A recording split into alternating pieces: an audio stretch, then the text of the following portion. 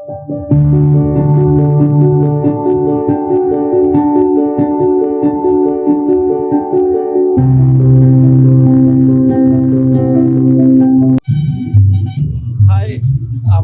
চ্যানেলের প্রথম blog video.